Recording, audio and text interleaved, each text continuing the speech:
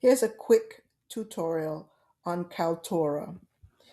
Once you click reply at the bottom of your page, you'll find this icon and go to embed Kaltura media and then go to add new and go to express capture. That's what I found to be the best.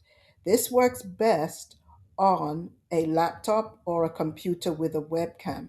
Doesn't work as well on a phone.